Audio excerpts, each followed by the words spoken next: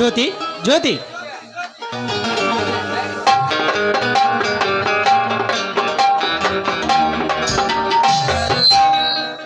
ಅಲ್ರಿ, ಹೊಲಕ್ಕೆ ಹೋಗಿ ನೀರು ಹಾಸಿ ಬೇಗ ಬರ್ತೀನಿ ಅಂತ ಹೇಳಿದವರು ಇಷ್ಟು ಲೇಟ್ ಮಾಡಿ ಬರ್ತಾ ಇದ್ದೀರಲ್ಲ, ಇಷ್ಟು ಲೇಟ್ ಆಗಲು ಕಾರಣವೇನ್ರಿ? ಜ್ಯೋತಿ, ಅದೊಂದು ದೊಡ್ಡ ಕತೆ. ನಾನು ನೀರು ಹಾಸಿ ದಾರಿಯಲ್ಲಿ ಬರುವಾಗ ರಸ್ತೆಯಲ್ಲಿ ವಯಸ್ಸಾದ ಮುದುಕಿ ಬಿದ್ದು ನೆರಳಾಡುತ್ತಿದ್ದಳು. ಅವಳನ್ನು ಎತ್ತುಕೊಂಡು ಹೋಗಿ ಆಸ್ಪತ್ರೆಗೆ ಸೇರಿಸಿ ಬಂದೆ ನೋಡು. ಅದಕ್ಕೆ ಸ್ವಲ್ಪ ತಡವಾಯ್ತು. ರೀ, ಹೋಗ್ಲಿ ಬಿಡ್ರಿ, ಒಳ್ಳೆ ಕೆಲಸನ ಮಾಡಿದ್ದೀರಾ. ನೋಡಿ, ಈ ಕೆಲಸ ಮಾಡ್ಬೇಕಾದ್ರೆ ಏನಾದ್ರೂ ಹೇಳಿ ಕೇಳಿ ಮಾಡ್ಬೇಕೇನ್ರಿ? ನೋಡಿ, ಹೊಲದಲ್ಲಿ ದುಡಿದು ತುಂಬಾ ಹಸ್ತಿರ್ಬೇಕು ಅಂತ ಕಾಣತ್ತೆ. ಕೈಲಿಕ್ ಮಕ್ಕಳು ತೊಳಗೋ ಬರ್ರಿ, ಊಟ ಮಾಡಿರಂತೆ. ಜ್ಯೋತಿ, ಬಂಗಾರದಂತ ಹೆಂಡತಿ ನೀನಿರುವಾಗ ನನಗೆ ಯಾವ ತರ ಹಸಿವು ನಿಂತೆ? ಬಾರೇ ನನ್ನ ಬಂಗಾರದ ಅರಗಿಣಿ. ರೀ ರೀ, ಅಲ್ಲೇ ನಿಂತ್ಕೊಳ್ರಿ, ನನ್ನ ಮುಟ್ಬಿಡ್ರಿ, ನನಗೆ ತುಂಬಾ ನಾಚಿ ಆಗುತ್ತೆ ಕಣ್ರಿ.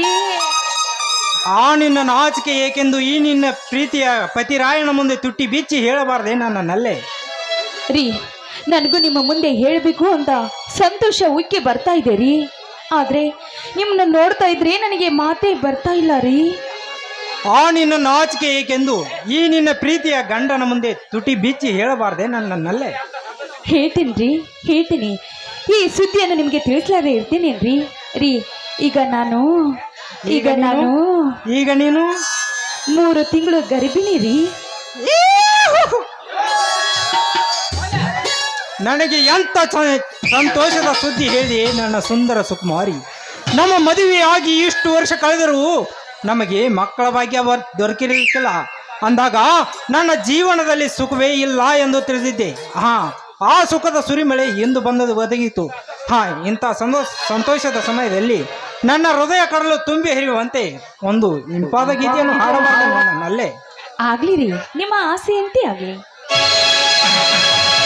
ತಂದೆಯ ಬಾಳಿನ ಬೆಳಕಾಗಿ, ತಂದೆಯ ಪ್ರೇಮದ ಸಿರಿಯಾಗಿ,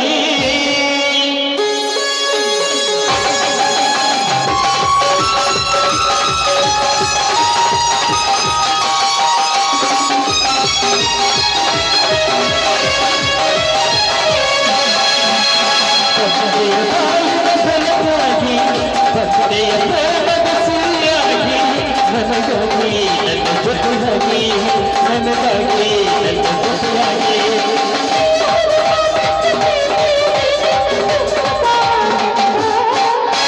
ತಂದೆಯ ಬಾಳಿನ ಬೆಳಕಾಗಿ, ತಂದೆಯ ಪ್ರೇಮದ ಸಿರಿಯಾಗಿ, ನನಗಾಗಿ ನನ್ನ ಜೊತೆಯಾಗಿ, ನನಗಾಗಿ ನನ್ನ ಜೊತೆಯಾಗಿ.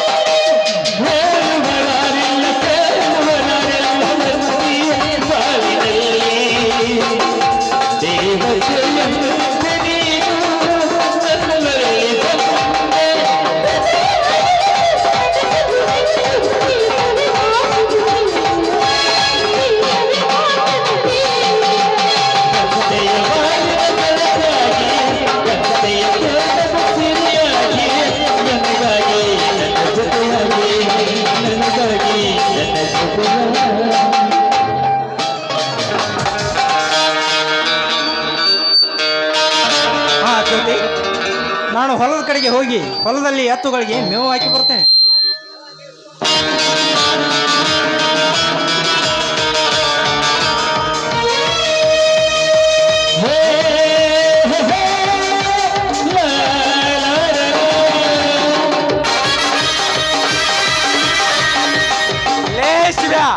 ನಿತ್ಕೋ, ನಿನ್ನ ಹತ್ರ ಸ್ವಲ್ಪ ಕೆಲಸ ಇದೆ. ಯಾರವರು? ಓಹೋ, ನಮ್ಮೂರಿನ ಗೌಡ್ರು ಬನ್ನಿಗೌಡ್ರೆ. ಬಡವರ ಮನೆಗೆ ಆ ದೇವರು ಬಂದಂತೆ ಬಂದಿದ್ರಿ. ಬನ್ನಿಗೌಡ್ರೆ, ಕುಳಿತುಕೊಳ್ಳೆ. ಲೇ ಶಿವ್ಯ, ನಾನು ನಿನ್ನ ಹತ್ತಿರ ಕುಳಿತುಕೊಂಡು ಮಾತನಾಡಲು ನಿನ್ನ ಜೊತೆ ಸಂಬಂಧ ಬೆಳೆಸಲು ಬಂದಿಲ್ಲ. ನಿನ್ನ ಹತ್ತಿರ ಸ್ವಲ್ಪ ಕೆಲಸ ಇದೆ, ಅದಕ್ಕೆ ಬಂದಿದ್ದೇನೆ. ಅಂದ್ರೆ ನೀವು ನಮ್ಮ ಮನೆಗೆ ಬಂದ ಕಾರಣ ನೀವು ನಮ್ಮಿಂದ ಏನಾದರೂ ಸಹಾಯ ಆಗಬೇಕಾಯ್ತಾ? ಅದೇನಿಲ್ಲ ಶಿವಣ್ಣ, ನನ್ನ ಹೊಲದ ಹತ್ತಿರ ಇರುವ ನಿನ್ನ 1/2 ಎಕರೆ ಹೊಲವನ್ನು ನನಗೆ ಕೊಟ್ಟು ಬಿಡು. ನಿನಗೆ ಎಷ್ಟು ಬೇಕೋ ಅಷ್ಟು ಹಣವನ್ನು ನಾನು ಬಿಸಾಕುತ್ತೇನೆ. ಏನು ಹೇಳ್ತೇನೆ ಸಾವುಕಾರ? ತುತ್ತು ಹಣ್ಣು ಹಾಕಿದ ಈ ಭೂಮಿ ತಾಯಿಯನ್ನು ಕೊಡು ಅಂತ ಹೇಳ್ತಾ ಇದೆಯಲ್ಲ. ಈ ಭೂಮಿ ತಾಯಿಯನ್ನು ಮಾರುವಂತದ್ದು ನಮಗೇನು ಬಂದಿಲ್ಲಲೇ ಸಾವುಕಾರ? ಈ ಭೂಮಿಯನ್ನು ಕೊಡುವಂತ ಅದು ನನಗೇನು ಬಂದಿಲ್ಲ ಅಂತ ಹೇಳ್ತಿದೆಯಲ್ಲ. ನಿನಗೆ ತುತ್ತು ಹಣ್ಣ ಕೂಡ ಸಿಗದಂತಾಯ್ತು. ಕೊಟ್ಟ ಬಿಡಲೇ ಬಡವ. ಬಡವ ಬಡವ ಬಡವ ಎಂದು ಬಗಳಿ ಬಾಯಲ್ಲಿರುವ ನಾಲಿಗೆ ಇಲ್ಲದಂತೆ ಮಾಡಿಕೊಂಡು ಹೋಗಬೇಡಲೇ ಮಗನೇ ಗೌಡ. ನಾನು ಈ ಹೊಲವನ್ನು ಕೊಡುವುದಿಲ್ಲ. ಸೋಮಣ್ಣ ಹೊರಟು ಹೋಗಿಬಿಡಲಿಂದ. ಲೇಶ್ಮ್ಯ, ನಾನು ಸಾಯಲು ಸಿದ್ಧನೆಂದು ಹೋಚ್ಚನಂತೆ ಹಾರಾಡಬೇಡ. ನಾನು ಮನಸ್ಸು ಮಾಡಿದ್ರೆ ನಿನ್ನನ್ನು ಜೀವಂತವಾಗಿ ನನ್ನ ಕಾಲಲ್ಲಿ ತುಳಿದು ಬಿಡುತ್ತೇನೆ. ಎಚ್ಚರ, ಶಕ್ತಿ, ಲೇ ಶಕ್ತಿ. ಲೇ ಗೌಡ, ನಾನು ತಪ್ಪು ಮಾಡಿದ್ದರೆ ನನಗೆ ಪ್ರಾಣದ ಭಯವಿರುತ್ತಿತ್ತು. ಹೀಗಿರುವಾಗ ನನ್ನದು ಸತ್ಯದಿಂದ ಬಾಳಿದ ಮಣಿತನ. ಹೀಗಿರುವಾಗ ಸತ್ಯಕ್ಕಾಗಿ ನನ್ನ ಪ್ರಾಣ ಹೋದರೂ ಚಿಂತೆ ಇಲ್ಲ. ಲೇ ಬಡವ, ನಾನು ಸಾಯಲು ಸಿದ್ಧನೆಂದು ಹುಚ್ಚ ನಾಯಿಯಂತೆ ಬಗಳಬೇಡ. ನಾನು ಮನಸ್ಸು ಮಾಡಿದರೆ ನಿನ್ನನ್ನು ಈಗಲೇ ಇಲ್ಲೇ ರುಂಡ ಹಾರಿಸಿ ಬಿಡೋನು.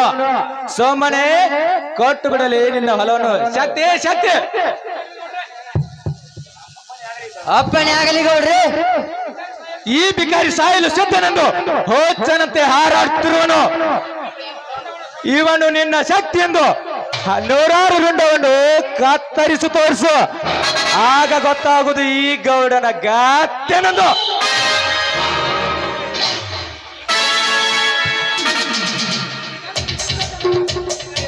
ಈಗಾಗಲೇ ಇಂಥ ಎಷ್ಟೋ ಜನ ನಿಮ್ಮ ಮನೆಗೆ ಬಂದಾಗ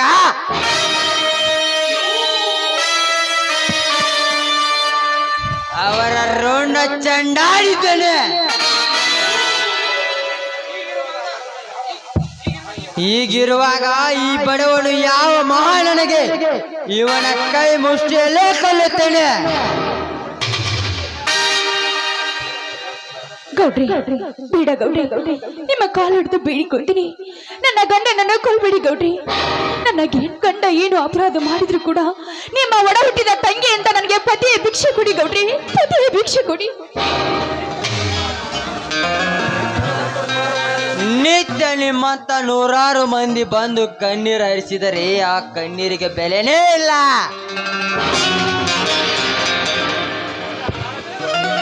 ನಿಮ್ಮಂತವರ ಪ್ರಾಣ ತೆಗೆಯೋದೇ ನನ್ನ ಸ್ಪೆಷಾಲಿಟಿ. ಲೇ ತಮ್ಮ, ಕಡಿತನು ಬಡಿತನು ಅಂತ ಬಹಳ ಹಾರ್ಯಾಡಬೇಡ. ಯಾಕಂದ್ರೆ ನಾಳೆ ಮಾತ್ರ ಹೋಗಿ ಶಿವಾನನ ಕಾಲಿಗೆ ಬೀಳೋದಾಯ್ತ. ಲೇ ಶೆಟ್ಟಿ, ಇದಕ್ಕೆ ನೀನು ತಲೆ ಕೆಡಿಸಿಕೊಳ್ಳಬೇಕಾಗಿಲ್ಲ. ಈಗ ಅವನು ಸಮಯಕ್ಕೆ ಸರಿಯಾಗಿ ಸಿಕ್ಕಿದ್ದಾನೆ. ಲೇ ಶಿವ, ಎದೆ ಒಡ್ಡುಲೆ ನಿನ್ನ ಪ್ರಾಣವನ್ನು. ಗೌಡ್ರಿ, ಬೇಡಿ ಗೌಡ್ರಿ, ಬೇಡಿ. ನಿಮ್ಮ ಕೈ ಮುಗಿದು ಬೇಡಿಕೊಳ್ತೀನಿ. ನನ್ನ ಗಂಡನನ್ನು ಕೊಲ್ಬೇಡಿ. ನೋಡಿ, ಮೊದಲು ಈ ನಿಮ್ಮ ಬಂದೂಕನ್ನು ಕೆಳಗಿಳಿಸಿ. ಇರ್ಲಿ ಅತ್ತೆಯ ಜೊತೆ ನಿನ್ನ ಗಂಡನಿಗೆ ಪ್ರಾಣ ಭಿಕ್ಷೆ ನೀಡುತ್ತೇನೆ. ಆದರೆ ನನ್ನದೊಂದು ನಿನಗೆ ಕಂಡೀಷನ್ ಇದೆ. ನಿನ್ನ ಗಂಡ ನಿನ್ನ ಮೈದುನ ನನ್ನ ಕೆಲಸಕ್ಕೆ ಅಡ್ಡಿ ಬರದಂತೆ ನೀನು ನೋಡಿಕೊಳ್ಳಬೇಕು. ಆದ್ರೆ ಮಾತ್ರ ಅವನಿಗೆ ಜೀವನದ ಭಿಕ್ಷೆ ನೀಡುತ್ತೇನೆ.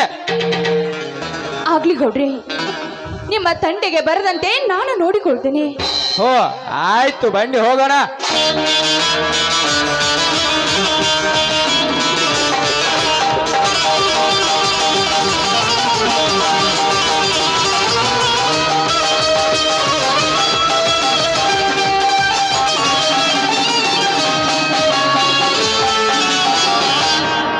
ಜ್ಯೋತಿ ಜ್ಯೋತಿ, ಏನಿದೆ ಈ ನಿನ್ನ ಮಾತು?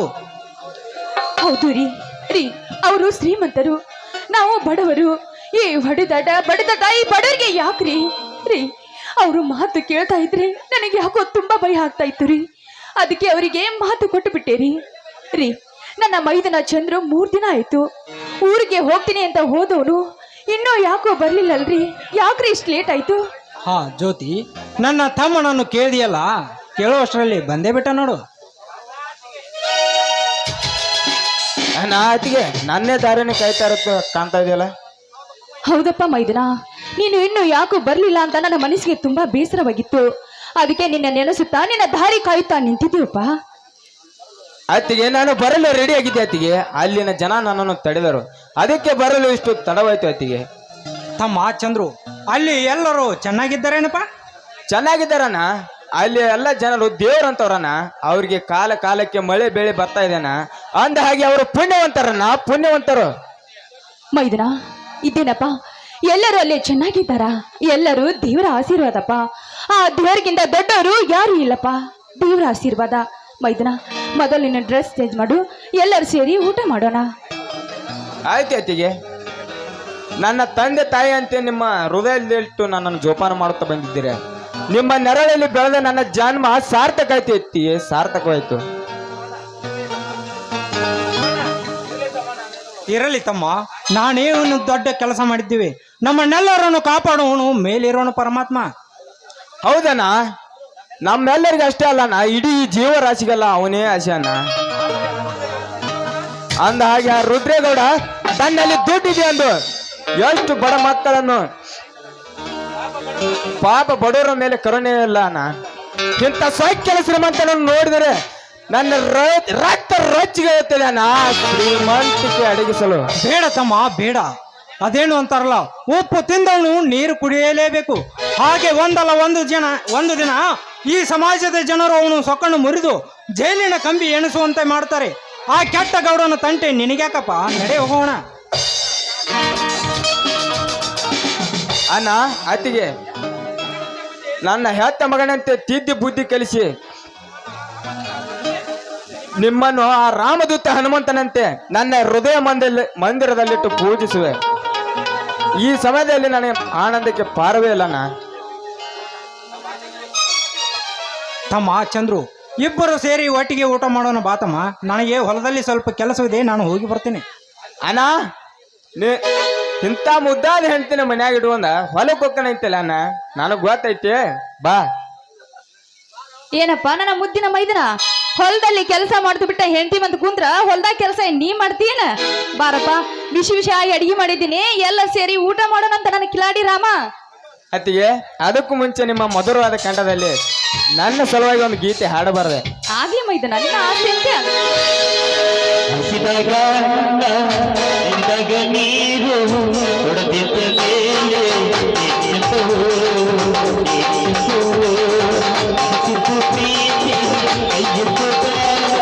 ಹೊಡೆದಿದ್ದ ಮೇಲೆ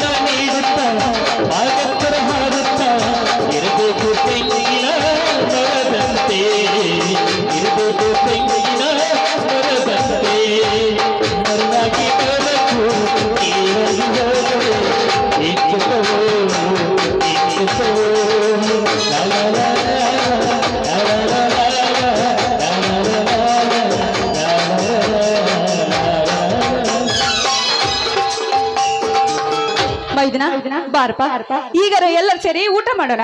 ನಡೆಯತಿ ಹೋಗೋಣ.